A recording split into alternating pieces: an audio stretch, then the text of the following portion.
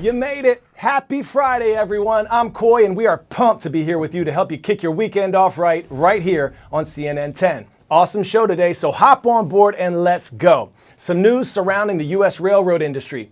Freight railroad carriers and union representatives are on track to reach a potential deal after fears that there might be a strike. The negotiations had been ongoing for 20 hours and came days after the train companies chose to cancel their long-distance trains so that passengers wouldn't be stranded if the strike happened. The employees want better pay, improved working conditions, and the ability to attend medical appointments without losing pay. The new contract they've agreed to also gives them a 24% pay increase over the next 5 years. After reaching an agreement this week, workers need to vote in order to seal the deal. The strike may be averted for now, but if no official deal is reached, a national railroad strike could have serious economic effects. A walkout of 60,000 workers could derail industries across the country and impact the supply chain. According to the Association of American Railroads, this could cost the economy $2 billion a day. We also could see higher gas and food prices and more expensive consumer goods. But analysts say that even if a deal is signed, the railroad industry still faces a number of issues, including labor shortages and competition from trucking companies. We'll hear now from CNN Chief Business Correspondent Christine Romans about the potential economic impact a strike like this could have. The rail system, an artery for the American economy here, no question. Here's some of the other ways a nationwide freight rail strike could affect you, the consumer. Higher gas prices, about 300,000 barrels of crude oil moved by rail every day. That's enough to supply 2 mid-sized refineries. If the refineries can't get the crude, they'll be forced to cut production and they won't be able to ship already refined fuel either. Higher food prices as well here and shortages potentially on shelves.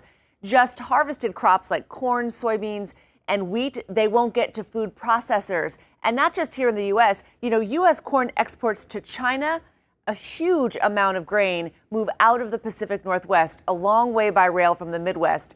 Right now, meat packers are also very concerned. They can't have their fresh meat packed into rail cars only to be stranded on the tracks, right?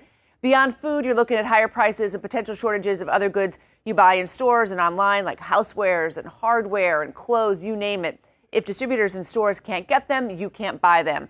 And the holiday shopping season, by the way, is right around the corner. And then manufacturing, same logic here. If factories can't get parts, if factories can't get raw materials, then assembly lines grind to a halt and they can't ship what they've already made either. A rail strike would put the brakes on delivering new cars, new trucks, SUVs. Automakers already struggling to rev up production due to a part shortage left over from the pandemic. New car supplies already limited and prices are at record highs there. Pausing factory production would only make it worse. 10-second trivia time. Tegucigalpa is the capital of what Central American country?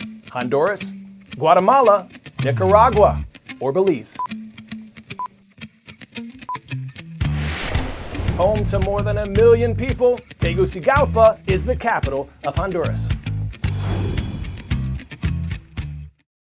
Our next story takes us to the nation of Honduras, where off the coast we go underwater to explore a rarely seen part of the ocean. It's called the ocean's twilight zone. It's the area between the shallow part of the ocean that gets the sunlight and the dark ocean floor. Scuba diving scientist Luis Rocha is studying ocean life in this area where few scientists have gone before, and he's already discovered 30 new species of fish. Rocha feels that the more we understand these habitats, the better we can protect them. So the shallow reefs that everybody is used to seeing, they're a very diverse ecosystem. There are many, many species occurring together, living together in very close proximity. The deeper you go, the less energy the ecosystem has, so the less sunlight reaches the deeper reefs. Because of that, there's a lot less species. When you get up close, it's still a very colorful ecosystem. There's many, many different kinds of fish, and many of them are unknown. In the past 10 years, I think I discovered about 30 new species. My name is Luis Rocha. I'm curator of ichthyology and co-director of the Hope for Reefs initiative at the California Academy of Sciences.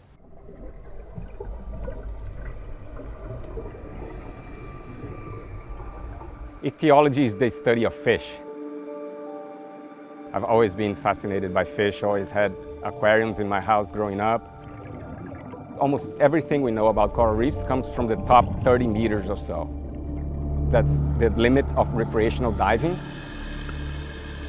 The ocean's twilight zone, the portion that I study, it's the coral reef between 200 and 500 feet.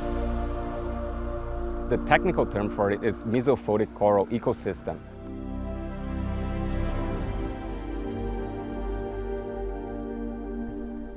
Diving at those depths is very different, and that requires a lot of training. Because very few scientists do it, a lot of things about this region are unknown. So every dive we do to those depths is a new discovery. It's very demanding to dive at those levels for a human. It's lots and lots of preparation, concentration.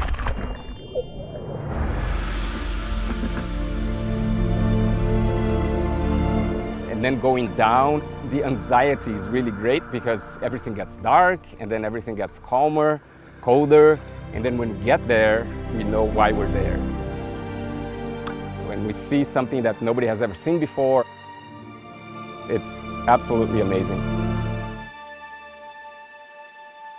Coral reefs are under tremendous threats. They're suffering because of overfishing, pollution, fishing pollution, plastic pollution, even at places that nobody has ever seen before. So that was one of our first discoveries, that those deeper reefs are really not a refuge for shallow reef organisms. And then at the global level, the biggest threat today is climate change. So the waters are warming, they're warming everywhere in the planet, and the warmer they get, the worse it is for coral reefs.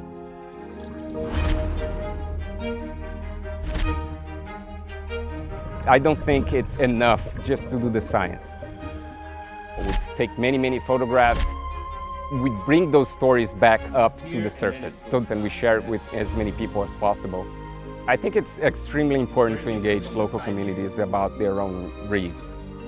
We're using local names to name the fish because it gives ownership to the local people. And we also always engage with policymakers everywhere we go to try to increase protection on shallow reefs and on deep reefs. And for the most part, when people realize that those reefs are there, they move towards protecting them.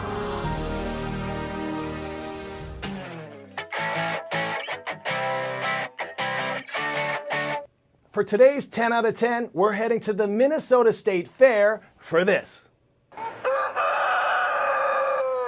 Look out, a good old-fashioned rooster crowing contest. What, you've never been to one? Well, here's how it works. The feathery contestants get 30 minutes to try to be the squawk of the town. Rooster with the most crows wins. On this day, a bird named Buster took the top spot. 32 crows. Last place went to a dude named Silent Bob. 0 crows. Way to stay true to yourself, Bob. You do you. We want to give a special shout out now to Mililani Middle School in Mililani, Hawaii. Did you know, Fun Fact Friday, that the state fish of Hawaii is the Humu Humu Nuku Nuku Apua'a? Try saying that 10 times real fast. Or just try saying toy boat 10 times real fast. Good luck. Aloha and happy Friday, y'all. We hope you and everyone watching around the world have a wonderful weekend. I'm Coy. Thanks for watching CNN 10.